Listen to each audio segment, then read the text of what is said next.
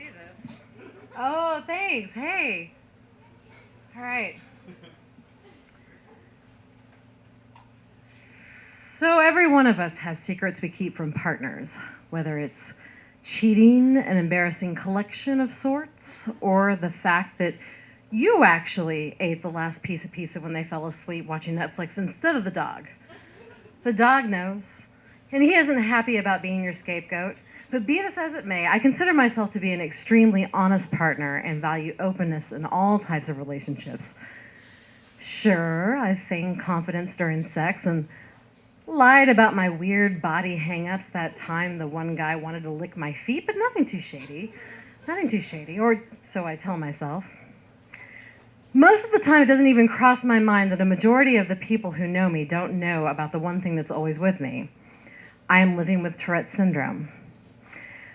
I once told an old boyfriend through tears and bated breath, anticipating immediate shame and rejection, but instead it was as if my tiny confession hadn't even registered.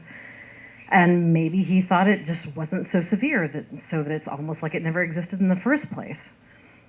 That was 3 years ago, and I haven't told anybody since. I'm sure the people in my life now that could have noticed simply think I'm fidgety, and that's as far as it goes. You see, I spent my entire life separating this secret from my public self.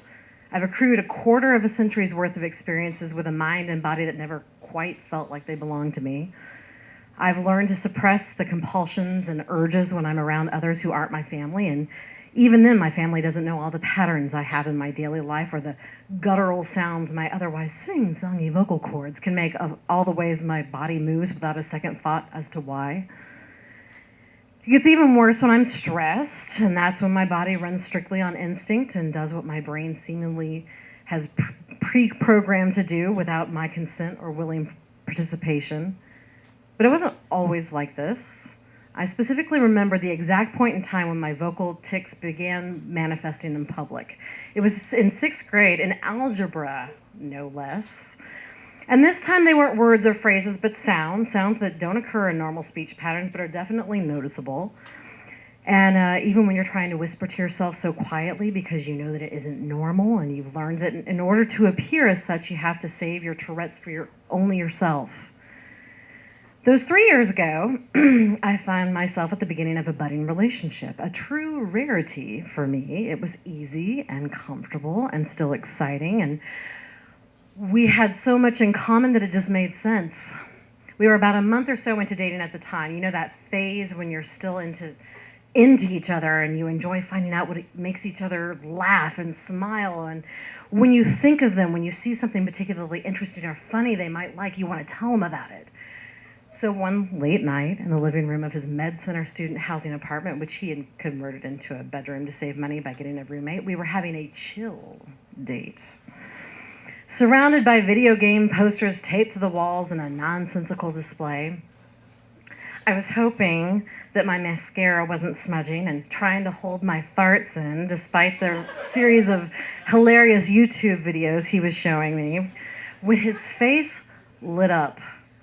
It was his turn to pick the next one, and since we've been showing each other our favorite videos for a little over an hour and we're growing more accustomed to each other, revealing different aspects of our respective senses of humor with each search, I guess he decided this was it. This was when he could fully let his guard down and show me one of his all-time favorites. What happened next replays in my mind as something straight out of a B-list horror film.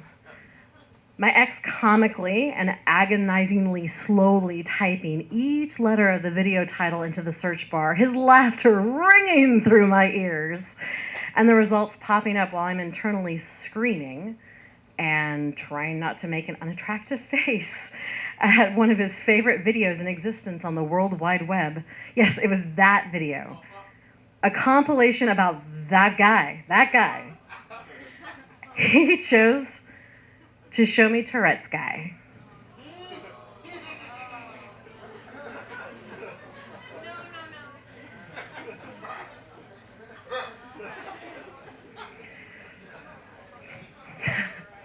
I know what you're thinking. I actually looked up Tourette's guy on knowyourmeme.com.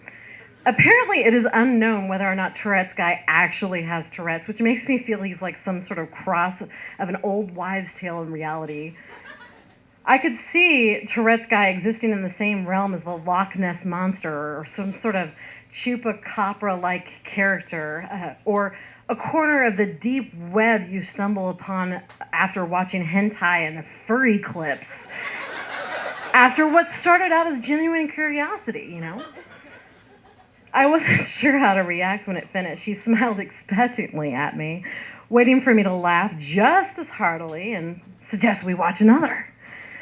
And when I really felt like tearing all his cool yet stupid in the moment Final Fantasy posters off the wall and storming out, a small part of me wanted to admit that I actually did have Tourette's, but I hadn't even shown him my weird foot thing, and it was way too soon for both. Instead, I just said it wasn't cool that people were laughing at him because he's probably, because people actually do live with Tourette's and it's mean. And to which he replied, "Oh, it's a joke, babe. It's supposed to be funny." There's something to be said about the world when the most accepted mental illnesses somehow appeal to the masses without the help of a meme. They're just so fucking relatable. That's not to knock the strides we've accomplished in dealing with mental health in America. No. Except now it's romanticized in a way, and suddenly everyone has anxiety when in reality they have a functioning conscience that can reason with logic and think critically about the world around us. Or maybe some people appreciate their homes and surroundings tidy, but that turns into being OCD, and suddenly they're shouting it from the tips of their fingers in the latest status update. Look at me! I simply must have these things a certain way, and I need to tell everyone how utterly helpless I am, succumbing to the impulses my brain sends my body, but also look at how nice and cute my desk is. And check out my Pinterest link below for more organization posts and life hacks. I mean, not to minimize any real issues someone may be working through, and there definitely isn't a mental illness hierarchy in which those with more severe diagnoses are treated with utmost care and attention, and while those with a minor case of OCD should just be shrugged off to fend for themselves. I mean, no fucking services here for you, bud. Hit the pavement. Have fun counting the cracks, bitch. It's all just a matter of knowing where to look for help and being willing to accept it as a part of your life. I was in middle school when I first thought I might have Tourette's after reading those op-eds about super rare cases and 17 and Cosmo Girl, quickly skimming the article in Target if my mom didn't buy me one that month, or stealing my older sister's copies to read in the bathroom. I identified so much with those girls, and I had a gut instinct just waiting to be confirmed. My parents didn't want to take me and assured me nothing was wrong or different about me, and I can't say I blame them. No parent wants there to be anything wrong with their child, especially not their baby girl. This apprehension and denial pushed me further away from accepting this about myself, and I just wanted an answer, which I finally got at the Texas Children's Hospital after a series of tests that was more like an entry-level exam to the Vanguard program at school than anything. Of course, now they don't feel that way. To them, I've always been their goofy daughter, but assigning a mental illness to me for the rest of my life, well, that probably wasn't what they pictured. Over the years, my family has been nothing but supportive, but I can sense their hesitation. It's something that's known about me the way my favorite foods are known. But I feel like I can't really talk to them about it in depth because I still carry so much weight around the subject. Shedding this sense of shame isn't easy. I constantly worry about whether I should just tell everyone and get it over with and keep my secret a little longer. I'm terrified that new friends will see me differently and that old friends will think back to the times we spent together and pick apart the times that the behaviors were tics and which times I actually was clearing my throat or sniffling due to sinuses. So Houston's shitty climate has its benefits after all. As previously stated, I've learned how to hide my tics in public. Recently, though, they've started creeping into my daily public life, and it's especially embarrassing when I'm with clients. I'll be sitting there listening to them tell me about their own concerns and problems when they suddenly stop mid-sentence and ask if I'm okay and do I need water, which is also starting to happen more frequently at the office with coworkers. Has it really gotten to the point that I don't notice it anymore? I shrugged it off as allergies for the umpteenth time and started wondering exactly how many times I've told that lie recently, and to be careful and on guard as to not give away any more hints the next time around those particular people. I especially worry about telling romantic prospects, casual dating, whatever, because it's not like I'm wanting to commit to knowing them beyond the surface level or what their various body parts are capable of. And I certainly don't expect to reveal much of my own personal life to them, but I do worry about how my secret crush would think of me, even though I'm too shy to talk to him, and he probably thinks I'm weird anyway. I'm totally fucking weird, for the record.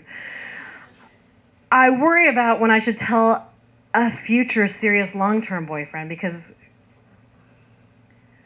who would want to willingly marry somebody that has a hereditary condition? And even then, I might start resenting him for being home all the time, so I couldn't just be in peace with my tics. I worry about the possibility of any future children. Why knowingly bring a child into this world that can inherit this diagnosis from me, and even worse, would they hate me for it? Maybe I'm lucky if I have some semblance of control in public, and maybe it doesn't really count as a struggle if I can pass as unafflicted. I think about reaching out to community resources, essentially strangers, almost every day. But my closest friends don't even know, and they don't think it can be that bad, and it's not noticeable. The relationship with the poster taper has ended due to unrelated circumstances. But I once started a conversation related to my having Tourette's, and he didn't even remember me telling him. It was such a non-issue to him that he had never witnessed me engaged in any tics. Maybe it's something I don't have to tell people about, and I just live this semi-double life, but a large part of me wants to be authentic with myself and others as I can be. Even as I was writing this story, I spent a cumulative 20 to 30 minutes expressing tics alone, doing and redoing until things felt right. I live every goddamn day of my life this way. Almost each task taking longer than necessary, and I wonder how much of my life I'm wasting through repetition. It isn't what defines me by any means, and some things just need to be talked about, whether it makes me or anyone else uncomfortable. I might learn to laugh at it, like the Tourette's guy fan someday, but until then, I'll stick to sharing my Tourette's with only my cat, because I know she won't ever secretly film me and turn my life into a slightly offensive viral meme.